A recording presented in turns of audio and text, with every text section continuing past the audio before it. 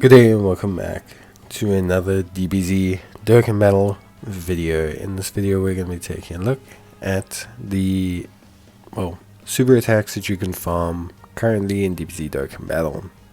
Now there's actually quite a few story events that are up, like literally a ridiculous amount of story events that are up. So there is quite a bit of incentive for players to farm quite a few super attacks right now. In terms of new events, we have this Goten event, this Dragon Family one. Now the Goten kid starts as an SSR, which makes him pretty useful overall. Comparative to a lot of the other April Fool's events, his is actually pretty useful for farming super attacks. So for me, I'd probably say you should definitely look at using that, although there's not a lot of overpowered Gotens that you'll want to use. Next, we have a couple other and like April Fool's Halloween events, because they like kind of combine the two. They all fall under that special edition that they have. And honestly, not really many of these events have like a usable character. A lot of them are either unique designs or combinations, and they just don't tend to have like a very unique character. So you can't really use them to farm the super attack levels for your units. Next we come to the Ribrianne, Roshi and Goku event. This one, unfortunately, Ribrianne is super Ribrianne, which does mean you cannot use her straightforwardly for a Ribrianne character, which is a little bit of a shame considering it's like a very little used transformation name. It's not like people walk around saying, that's definitely super Ribrianne, so it's a little bit of a weird one, but hey. Then obviously, looking at the next unit and everything, I think Goku Youth, we can obviously look at the Goku Youth that drops from this event, pretty good. What I will say, if I'm being honest, like overall, I think there's easier ways to farm Goku Youth. You can farm him from like the Goku and Raleigh event. You can farm him from pretty much any of his other events. It's just better, so I wouldn't necessarily use that one. Next we have Yamcha. Obviously you can use him for Int Yamcha, which is cool, but we do also have now the new strength free to play Yamcha, so we just have a lot of options, and a permanent one now for Yamcha, so that's pretty cool. Next, obviously taking a look at Goku, we have a base borderline Goku. This is one of those just really useful like units because of basically like how many super attacks you can farm with it.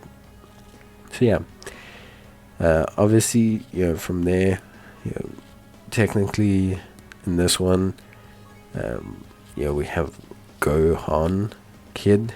And I mean, there's a few Gohan kids that you could farm. Probably the Int Allow Gohan kid being the most noticeable. Probably, just in general, there's quite a few Gohan kids that you can look at farming. So I don't think it's anything too strange. Next, of course, we have a couple other events. Krillin is pretty useful. Obviously, there's not too many summonable Krillins, but there are a few that you could use. So, that does tend to help out a little bit. It does tend to make life a bit easier. Krillin is a cool free-to-play unit. So there's a lot of units to farm a super attack, so I wouldn't necessarily worry about this one. So obviously we have a couple other units. We have a Goku. We have a Universe 7 rep event as well. Look, I think Goku is pretty usable. Obviously, there's a ton of base form Gokus that you can use. There's the Int Super Saiyan God Goku that starts as a baseline Goku. There's the Tech SS3 Goku that starts as a baseline Goku. So all of those are pretty useful. You can save yourself on a ton of Kais. We then have the Universe 7 event. This event actually does have a farmable unit. You can use the Int Android 18 and Krillin for now, the AGL Android 18 and Krillin. I think that's pretty cool. It's not really a unit you'd think to easily be able to farm, but in this case it is something that does help out quite a bit. The next event we have is Master Roshi. So this Master Roshi event obviously is great because we just got the Strength Master Roshi, and this gives us the ability to now farm his super attack, which I think overall is probably okay. Yeah, like it's okay to have that as an option. Then we have Great Saiyaman 2, not Great Saiyaman 1 or anything. We don't have a lot of Great Saiyaman units in general that need super attack farming. So yeah, and there is none that you can use Great Saiyaman 2 for. The next is Zamasu from the Zero Mortals plan. So this is actually quite a useful unit. Zamasu can be used for like the Int Zamasu, the Strength Zamasu, AGL Zamasu, Physical Zamasu. So this guy nets a lot of super attack. He can net quite a bit, so pretty impressed with that aspect. Even if obviously, like you don't have to farm for all of those units, but it is something that's pretty helpful. There's a ton of story events out right now, so it is difficult to just, well, I say difficult, but it is something you're just gonna have to try and prioritize where you can. We have the Future Despairs event. We covered this a few times, but you have the Android 17, the Android 18 Future. Remember that you can only mix them with non-future units. So, sorry, with future units, you can't mix them with non-future units. So, you can't just use an Android 18 Future and 17 Future for like any Android 17, 18. They have to have the Future in the title. Then we also obviously have a future Gohan here. He does Dokkan Awaken from the story event into Super Saiyan. So you can farm Super Saiyan and base future Gohan with this one unit. And then obviously on top of all of that, you also have the Trunks Dilemma. You can use the Trunks to obviously farm super attacks as well. But it's a bit difficult with his naming conventions being like Super Saiyan Trunks Teen Future, Ultra Mega Teen Future Trunks Teen. It can just be difficult. It's not the most like ideal situation to be in. But try and figure it out, and you can save some Kais somewhere. There are some permanent options for Trunks as well, so I wouldn't really get too worried about this basically. So yeah, moving on to the next one. Obviously, this is just that one I was talking about earlier, where we have another Goku Youth. Obviously turning into Goku Narale, but just a useful Goku Youth unit. We then have a Videl's Flying Technique event. This allows us to obviously utilize or raise the super attack level of Strength Videl, which is pretty cool. So that's something that's pretty useful. Next we have the 9 billion power event. Here you can farm a metal cooler. It's important to note metal cooler, not metal cooler AGL, physical, tech, whatever. And this is useful for the physical LR. It's also useful for the AGL unit. So yeah, there is some incentive if you are someone to pick those up and you want to use them. You then definitely want to raise the super attack for free. Then obviously the next one we have is a couple USS units. So mainly here we have 17 and 18.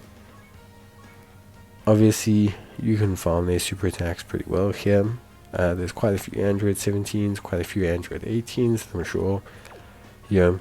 People would love to raise the super attack levels of, so it's not anything too strange. I think it's really good. There's a couple that you can obviously look to raising your super attack levels of. So I think it is pretty straightforward. So that's just basically what I'm saying. So yeah. So beyond that event, we do still obviously have a couple to go through. So the next one we have is Sam Pride. This one has Raditz, and we also obviously have another Universe 6 event. This one gives us a Caulifla and a Kale. Both of them go through several stages during their Dokkan Awakenings. The Caulifla is pretty good for baseline Cauliflas and Super Saiyan 2 Cauliflas, but the Kale, because she's in Super Saiyan 2, which I just don't think is represented anywhere else, she is basically not as useful as one might think. That's just how it is. So yeah. In terms of the remainder story events, obviously we have Raditz. great unit to pick up if you're starting the World Tournament, but also useful for a lot of Raditz units, being the tech one, the physical one, yeah, the int one, so which is the free-to-play one. But anyway, yeah, it's just one of those situations where you may want to consider really looking at the position as well. So yeah, obviously next, we're taking a look at the Universe Survival Saga missions. This has 2 units. You have the Ultimate Gohan, so this is great. There's a ton of Ultimate Gohans that you may want to obviously take a look at, so that's more than fine. But then, we look at, there's a Goku that's available, and that Goku mainly would be considered for UI Goku, as that Goku can Dokkan awaken into UI Goku. So you have another option to raise super attack levels with, which I think is really, really good. So yeah. Now, obviously, we still have a couple more events, as always. Like I said, there's a lot of events up right now. Not all of them, have farmable super attacks, but it's just something that's very interesting.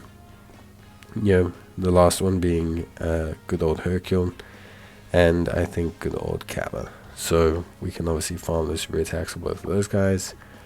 And yeah, I think that's it. There's a ton of super attacks to farm right now. This doesn't even mention the refreshing for Elder Kai's at the blue store because of the blue gems. Or of course refreshing at the yeah, pretty much that's it. But yeah, that's basically it from me. Hope this has helped you guys in determining what you can farm right now, and maybe giving you a bit of an insight into what you should prioritize right now. But yeah, I would honestly say that's pretty much it. Bye.